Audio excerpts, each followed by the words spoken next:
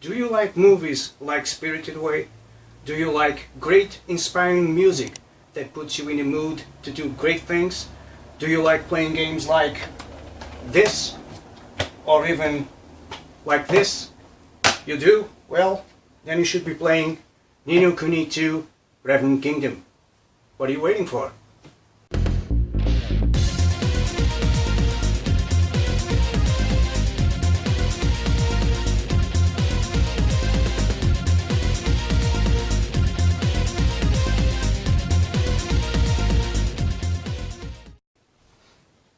Greetings and welcome to another Teched Games YouTube thing. Now, as you may have guessed, today we're going to be talking about Ni no Kuni 2 Revenant Kingdom. This is not a review. I'm like 7 hours into the game. These are just my first impressions about the game, so let's take a look.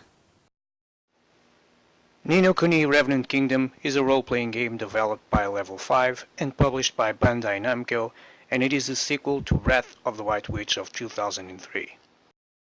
The game takes place in a world of cats, mice, dogs and humans, while the two factions of cats and mice are at war in the town of Ding Dong Dell.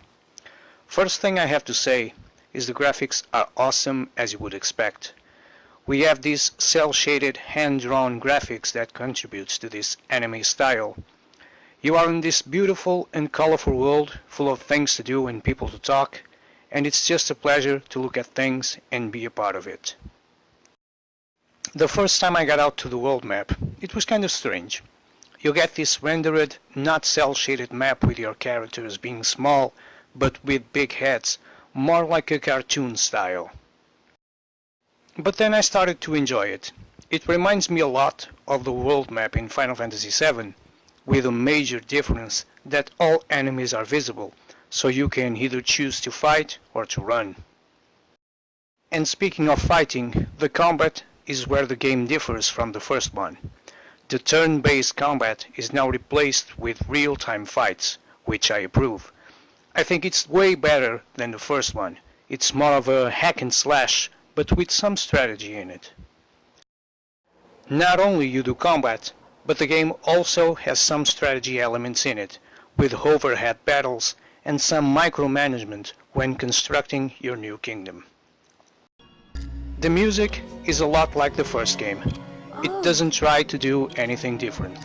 It is just good and suits well in the game. Now the dialogue, both Japanese and English, are awesome. The work that was done into this is very good, feels very organic in the game. As for the gameplay, it is very decent. They've done a good work. The camera rarely gets in the way, mainly during fight sequences, and the controls are tight. Overall, Ni no Kuni 2 is an excellent game that you should try, and you don't need to play the first one to enjoy it. So you have this immense and beautiful world to explore, lots of side quests that matter, lots of people to talk and recruit. It's a world that never feels empty.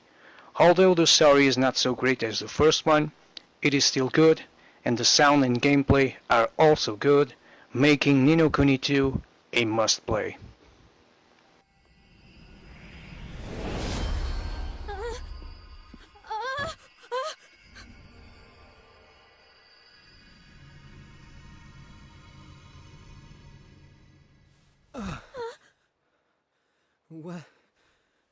What happened? Now, not everything is perfect about this game. This is not a 10 out of 10 game. First of all, the story. The story is good, but not as good as the first one, especially the first chapter of the game. I felt like there was something missing. You just get thrown into the game just like that, and without no explanation, nothing. It just seemed kind of weird. Second, the characters. Although they are nice, again, there's some profoundness missing. That bond that unites the characters, I just feel it's not there. I don't know. Nevertheless, it's a great game. If you like RPGs, pick up Ni no Kuni 2 now. you won't regret it. It's an awesome game, not as good as the first one, which is right there. If that one had these fighting mechanics, that would be a 10 out of 10 game. Buy Ni no Kuni 2, play it, it's a great game. So, have you played Ni no Kuni 2? Are you enjoying it? What do you think about the game? Please let me know in the comment section below. If you haven't subscribed to the channel, what are you waiting for?